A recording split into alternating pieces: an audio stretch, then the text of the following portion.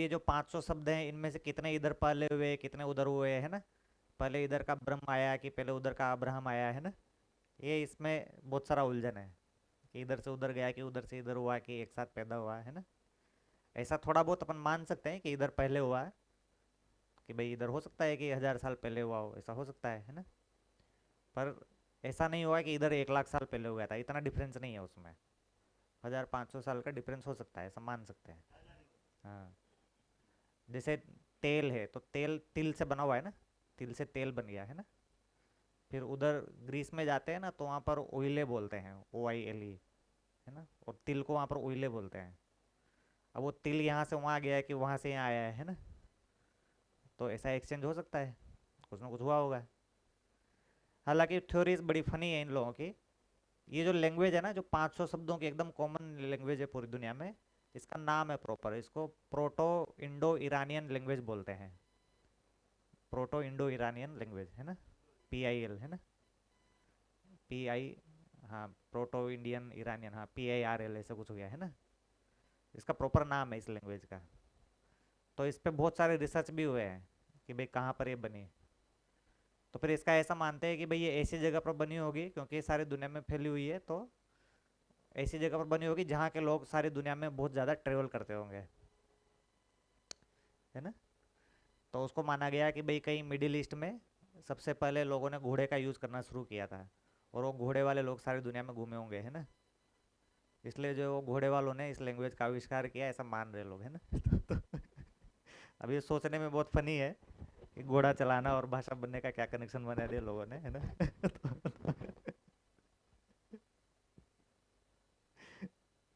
ठीक है ना? ऐसा घोड़ा चलाना और भाषा बनाने में, है ना, घोड़ा चलाने से आदमी ज़्यादा ज्ञानी हो गया, ऐसा तो कुछ कनेक्शन नहीं बनता है ना? इनफैक्ट जो आदमी बहुत ज़्यादा भाग रहा है इधर उधर, उसको कम ज्ञान रहता है। जो आदमी बैठ के शांत चित्त होकर के सोचा होगा, है ना? भाई भाग तो पहले से ही रहे हैं ना, आदिवासी काल से भाग रहे हैं, स्टोन एज से भाग रहे हैं। आदमी स्थिर हुआ तो ज्ञान हुआ है ना उसको। तो जो ज़्यादा स्थिर वाले को ज्ञानी माना जाए, कि जो घोड़े लेके भाग रहा था इधर उधर, उसको ज्ञानी माना जाए, है ना? इसमें ऐसा ही हुआ होगा भाई, जो ज़्यादा स्थिर रहा उसको ज्ञान हुआ होगा और घोड़े वाले ने फैलाया होगा। तो दोनों का ऐसे पूरकता रही होगी, है ना? तो इसका ज्ञान में उसका फैलाने में ना। तो स्थिति गति का कॉन्सेप्ट आ गया ना बेसिकली। हाँ, उसने लोक व्यापीकरण कर दिया। पर उनके बाद में स्थिति गति का कॉन्सेप्ट नहीं है, तो उनके हिसाब से घोड़े वाले को ही ज्ञान भी हुआ है ना?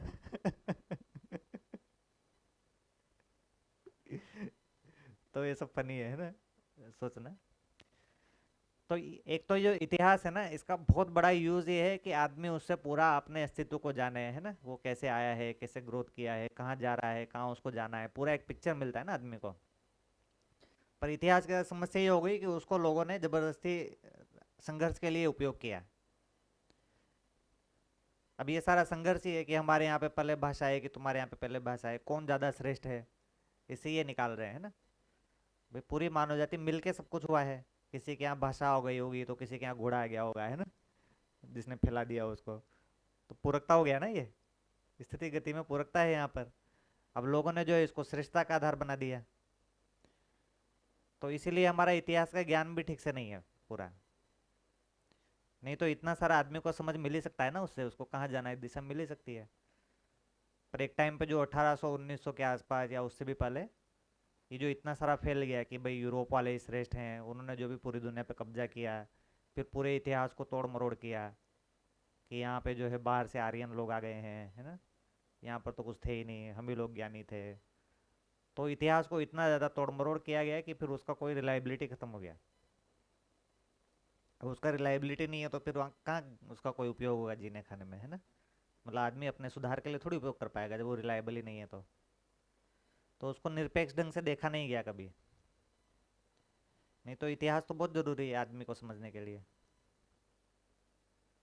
है ना? यूरोपियन सुप्रीमेसी करके कॉन्सेप्ट है, तो उसको बहुत ज़ोर ज़ोर से फैलाया गया है कि जितने भी काले लोग हैं, है ना, उसमें अफ्रीका वाले तो एकदम ही बंदर ही हैं, और जो इंडिया वाले हैं वो उसको बंदर नहीं बोल पाए। पर वो उनके यहाँ जो भी विकास हुआ वो हमारे यहाँ से ही गया है, ऐसा उन लोगों ने फैलाने का कोशिश किया पूरा। जैसे खेती जो है वो ऐसा मान रहे हैं कि उधर ही कहीं हुआ था, मिडिल ईस्ट में ही खेती भी पहले हुआ था। फिर वो मेसोपोटामिया जो है उसको अपने यहाँ हड़प्पा से थोड़ा सा पहले मानते हैं, उसका टाइम थोड़ा सा पहले, 1001 साल पहले। तो बहुत बड़ा वो मिल गया एग्जाम्पल, 1800 के आसपास है ना। फिर 1900 के आसपास जो है, ये जो हड़प्पा है उसके पास में अभी जो पाकिस्तान में वो एरिया, शायद मेहरगढ़ नाम है उसका, तो वो मिल गया। तो वो उनका मेसोपोटामिया से भी 3-4 हज़ार साल पहले का है। और वहाँ पर एकदम पूरा बहुत ही व्यवस्थित तरह से, अभी बहुत रिसेंटली मिला है वो, मतलब 1900 के बाद मिला है वो। तो वहाँ पर तो खेती जो है वो ईसा के 6-7 हज़ार साल पहले थी। इनका तो मेसोपोटामिया तो ईसा के 3 हज़ार साल पहले था। तो उससे 3-4 हज़ार साल पहले निकल गया। तो जो भी 1800 में फैला रहे थे वो सारा गड़बड़ हो गया मामला। तो इतिहास को लोग ऐसे तोड़ मरोड़ करके जो उपयोग करने की कोशिश की है ना, उसकी वजह से वो इतिहास का ही वैल्यू डाउन हो गया पूरा, है ना।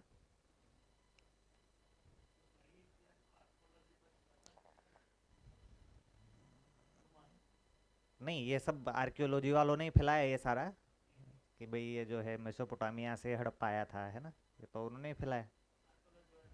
हाँ, ये सब वो तो वही लोग हैं ना सारे। तो इतिहास में ऐसे गड़बड़ करने से अब इधर वाले भी कुछ कम नहीं है, वो बोलते हैं 1 लाख साल पहले हो गया था। तो इतना पहले भी नहीं हुआ है ना। दोनों तरफ से गड़बड़ है ना। हम भी ये स्थापित करने में लगे हुए, हम भी श्रेष्ठ हैं, उधर वो स्थापित, तो इसमें कुछ श्रेष्ठता नेस्ता की बात ही नहीं है। वो तो सारा धरती का पूरा मानव जाति का मिलके विकास हुआ है ना। जैसे 2 लाख साल पहले भी जो यंत्र बनते थे, पत्थर के होते थे वो, तो 2 लाख साल पहले का जो एकदम अफ्रीका में जो पत्थर मिलता है, यंत्र है ना खोदने का, और हमारे यहाँ जो पत्थर मिलता है इंडिया में, वो एकदम एक जैसा है। तो लोग बहुत बड़ा ताज्जुब ये करते हैं, और लगभग सारे औजार ऐसे ही हैं पत्थर वाले। तो लोग ऐसा सोचते हैं कि ये आदिवासी दोनों एकदम कनेक्टेड नहीं थे, फिर भी एक जैसे औजार क्यों बना रहे शायद धरती में। तो वो तो पूरी धरती का विकास है, वो कोई हमारे एरिया का विकास है ऐसा नहीं है ना। पूरी धरती का हो रहा है ना विकास।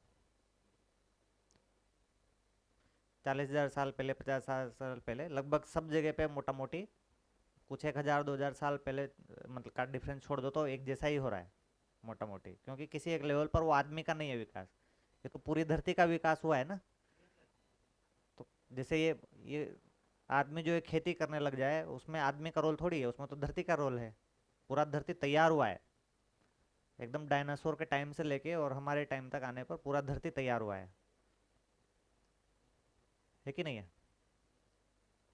तो लोग उसको ऐसे निरपेक्ष ढंग से नहीं देख पा रहे हैं, इसलिए उसके नाम पे लड़ाइयाँ लड़ाइयाँ होती रहती है। फिर इतिहास के नाम पे लड़ाई होती रहती है पूरा, हमारा श्रेष्ठ है, इनका श्रेष्ठ है ना। पूरी दुनिया में आदर्शवाद जो है वो पूरा एक जैसा रहता है। जैसे उसके यहाँ पे भी एक होगा फादर, उससे फिर पैदा हुए, हमारे यहाँ पे भी एक फादर हो गया, उससे पैदा हुए, है ना। उनके टाइम पे भी कोई बाढ़ आ गया था, फिर उसने बचाया, हमारे टाइम पे कोई बाढ़ आ गया था, उसने बचाया, है ना। किसी मामले में उसके यहाँ कोई और एक जाति का सेक्शन बन जाएगा, हमारे यहाँ कोई एक जाति का सेक्शन बन जाएगा। किसी टाइम पे हमारे यहाँ पे भी बोल रहे हैं कि भाई जो है वो प्रलय आ जाएगी, कलयुग आ जाएगा, है ना। पहले सतयुग था, फिर कलयुग आ जाएगा। वो लोग बोल रहे हैं कि पहले जो है वो सतयुग वगैरह था और बाद में कयामत आ जाएगा, है ना। और डे ऑफ जजमेंट आ जाएगा, ऐसा ऐसा बोलते हैं ना वो लोग भी। आदर्शवाद का सिस्टम एक जैसा ही है, आदमी उतना ही सोचेगा। पहले सारा कुछ सही था और ईश्वर आया था कभी, और अभी हमको उससे कंट्रोल में रहना है, और कंट्रोल में नहीं रहेगा तो आगे जाके हमको सज़ा मिलेगी। और आदमी जाति जो है मूल में पापी है, और उसको तो सज़ा पाना ही है।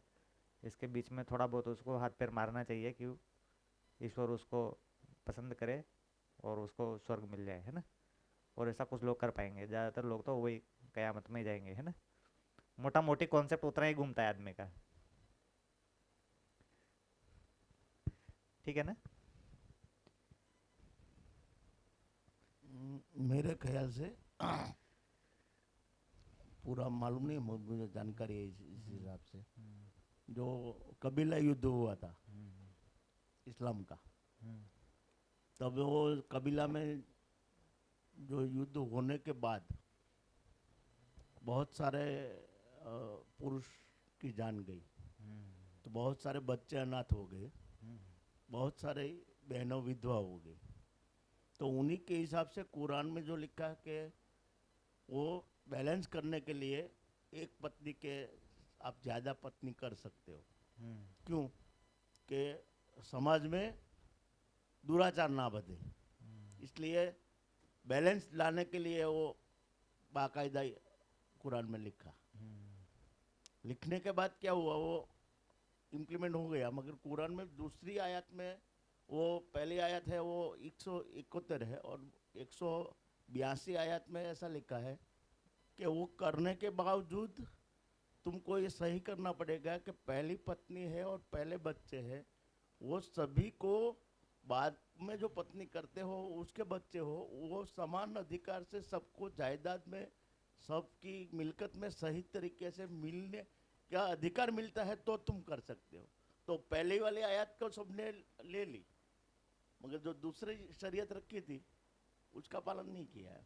वो जिस काल में जिसके हिसाब से किया था वो इसके हिसाब से सही है। मैं जो मेरी समझ में जानकारी में है वो बोल। वही सही बात है।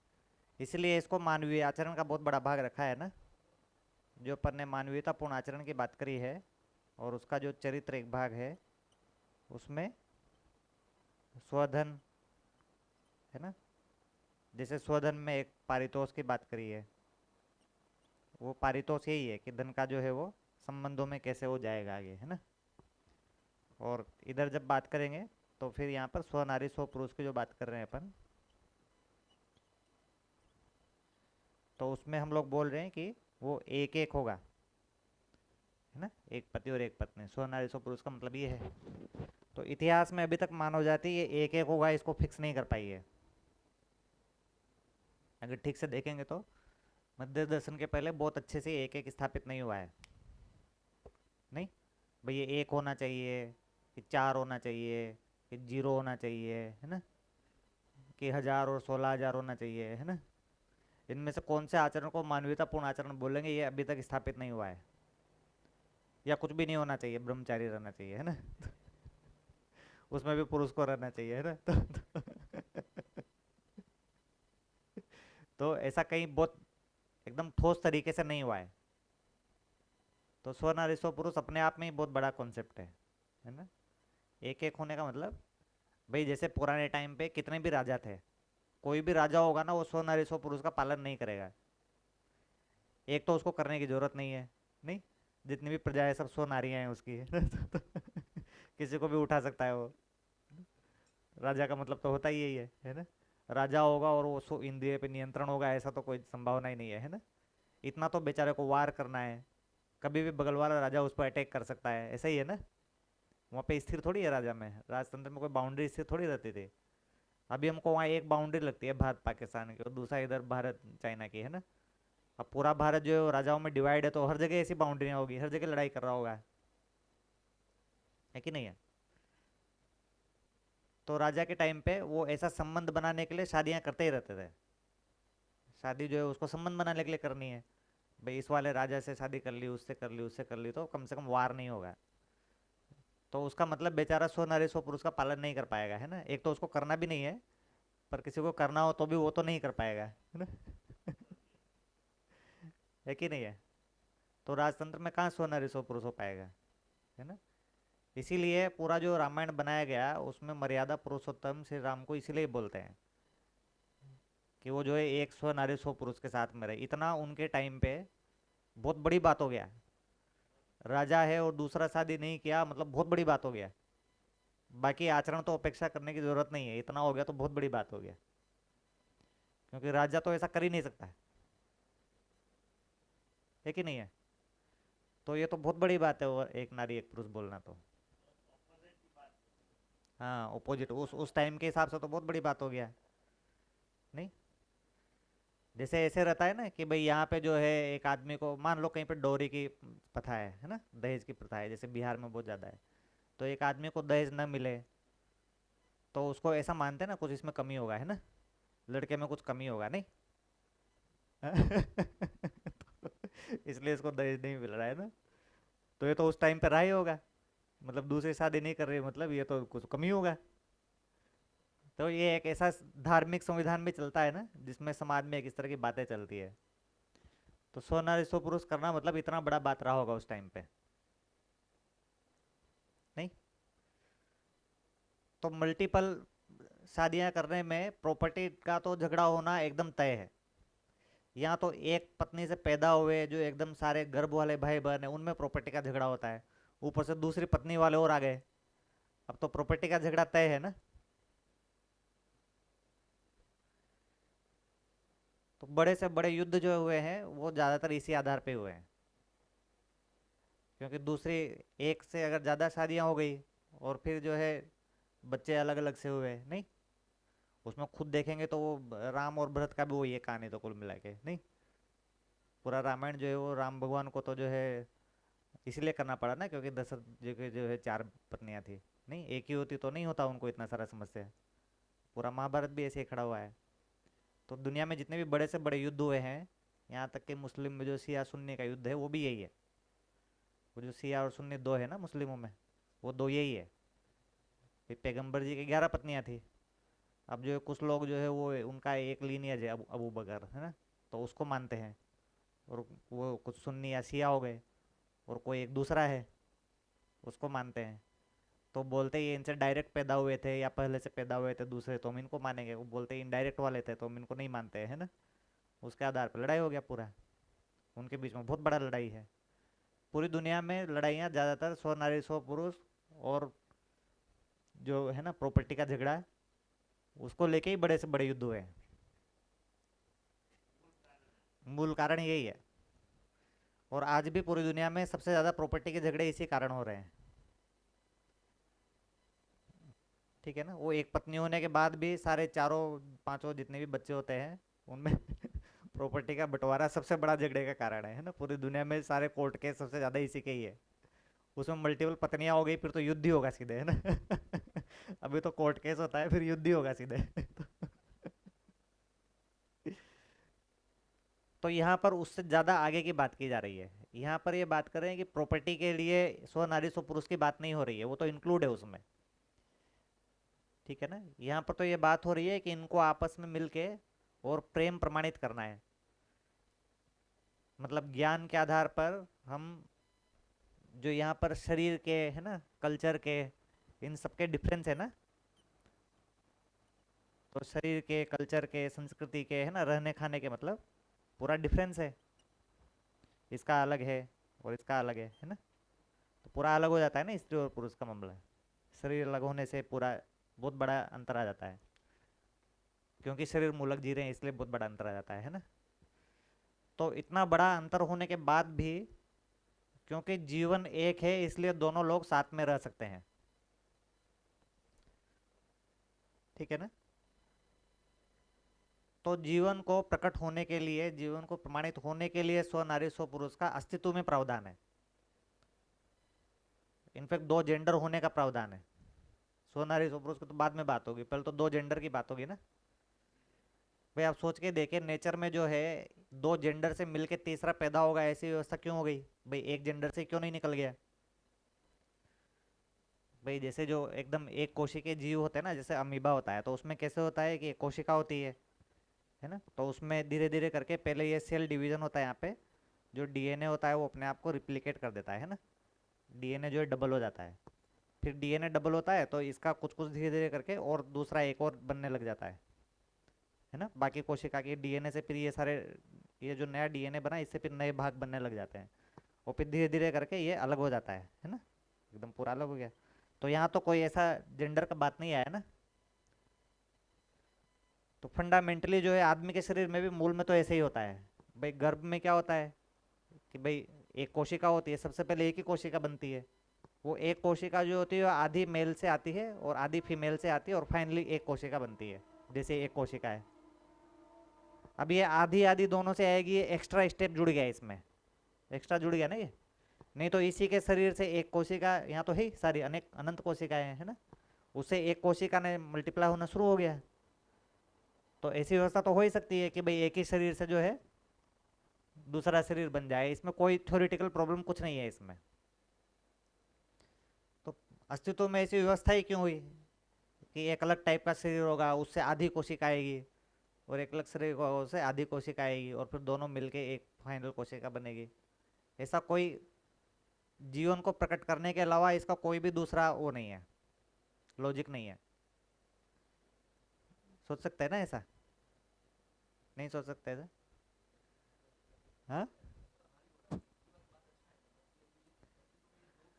हाँ हाँ तो हाँ, वही तो दो तो होने का जरूरत क्यों? क्योंकि ये दो होने से तो मानव जाति में सारी लड़ाइयाँ हुई है, जितने भी धर्म युद्ध हुए हैं और आज भी जितने प्रॉपर्टी के युद्ध हुए हैं, और उसके बाद भी परिवार चलाने में जितने युद्ध हो रहे हैं, वो सारे इसलिए हो रहे हैं क्योंकि पुरुष अलग टाइप का शरीर वाला है, महिला अलग टाइप के शरीर वाले, पूरे युद्ध इस कारण हो रहे हैं मानव जाति में। तो भैया जी ऐसा कह सकते हैं कि वो डिजाइन अलग अलग जेंडर की आई, हम्म? तो जब गठन पूर्ण परमाणु हुए, पूर्ण होने और जीवन प्रकट करने में जो डिजाइन हुई, वो डिजाइन में ही दो भाग से शुरू हुआ होगा, कि ऐसा नहीं हो सकता? नहीं, गठन पूर्ण परमाणु का इसमें डायरेक्ट रोल नहीं है, इनडायरेक्ट रोल है ना। एमनी इनडायरेक्ट गठन पूर्ण परमाणु का इनडायरेक्ट रोल इसलिए है क्योंकि ये जो शरीर है, अब ये शरीर जो है, मान लो एक कोशिका भी हुई है ना, मान लो एक शरीर भी रहा है ये, सब सब पुरुष ही पुरुष हो गए मान ले, है ना, सब पुरुष ही पुरुष हो गए। अब ये पुरुष ही पुरुष का भी एक जैसा रहेगा शरीर, कि अलग अलग जैसा रहेगा? तो शरीर तो ऑलरेडी सबका अलग ही है ना। मेरा शरीर जो है वो अलग टाइप का है ना, मेरे को कुछ चीज़ें सूट करती है, आपको नहीं करती, इनको नहीं करती। तो पुरुष भी कोई सारे एक जैसे शरीर वाले तो है नहीं, शरीर कभी भी एक जैसा नहीं रहेगा, सबका अलग अलग ही रहेगा, है ना। उसमें भी फिर कुछ बच्चा शरीर वाले होंगे, कुछ यंग शरीर वाले होंगे, कुछ बूढ़ा शरीर वाले होंगे, ऐसा भी रहेगा। कुछ ताकतवर होंगे, कुछ कमजोरी होंगे, कुछ रोगी होंगे, कुछ पैदाइशी रोगी होंगे, ऐसा भी हमेशा रहेगा। तो शरीर तो अलग अलग वैसे भी रहने हैं, ठीक है ना। तो यहाँ पर जो ये सारे डिफरेंस के साथ में भी कैसे वो जो जीवन है, सब में एक जैसा जीवन है, वो एक जैसा जीवन, जीवन एक जैसा है ना, वो एक जैसा जीवन कैसे प्रकट हो पाए और कैसे विधिवत प्रकट हो पाए, उसके लिए पूरा ये व्यवस्था है। तो वो जो शरीर अलग अलग थोड़े बहुत तो होते ही हैं, पर उनको जो है एकदम ही पूरा अलग ही कर दो, है ना, और उसके बाद उनको प्रकट करना है जीवन को। ठीक है ना। तो ऐसी एक व्यवस्था है कि शरीर में इतना बड़ा डिफरेंस होते हुए भी हम लोग साथ में मिलके स्नेह से, प्रेम से जी सकते हैं, ठीक है ना। तभी जाके जीवन प्रकट हो रहा है ना। तो शरीर जो है एक तरह से देखेंगे ना तो जीवन के लिए कंस्ट्रेंट है शरीर। भाई जीवन तो अक्षय बल अक्षय शक्ति संपन्न है ना। अब जब भी वो शरीर से जुड़ता है एट द फर्स्ट प्लेस, तो उसको कंस्ट्रेंट कंस्ट्रेंट आ जाता है, शरीर चलाने से कंस्ट्रेंट आ जाता है ना। जीवन तो कहीं भी भाग जाएगा अस्तित्व में, कभी यहाँ है तो चांद पे पहुंच जाएगा, कहीं पहुंच जाएगा, जीवन तो कहीं पहुंच सकता है ना। जीवन तो अपने आप में मस्ती है ना। अब शरीर मिलने से बेचारे को रोज खाना भी है, कमाना भी है, उसको नहलाना है, धुलाना है, इतना सारा काम निकल के आ गया है ना। उसके बाद में पैदा भी हो जाएगा, फिर पैदा भी करेगा, फिर मरेगा और बेचारा, है ना। इतना सारा टेंशन आ गया, कंस्ट्रेंट है ना ये सब। तो ये सारे जो कंस्ट्रेंट है, ये जीवन प्रकट हो उसी के लिए कंस्ट्रेंट है। भाई जो जीवन है और शरीर है ना, तो ये जीवन क्या है? बड़ा बल बड़ा शक्ति है, बड़ा बल बड़ा शक्ति, है ना। तो अस्तित्व में क्या नियम है कि जो बड़ा बल बड़ा शक्ति होती है, वो जो छोटा बल छोटा शक्ति है ना, उसके साथ में अपने आप को प्रमाणित करता है, अपने आप को प्रमाणित करता है और अपने आप को प्रकट करता है।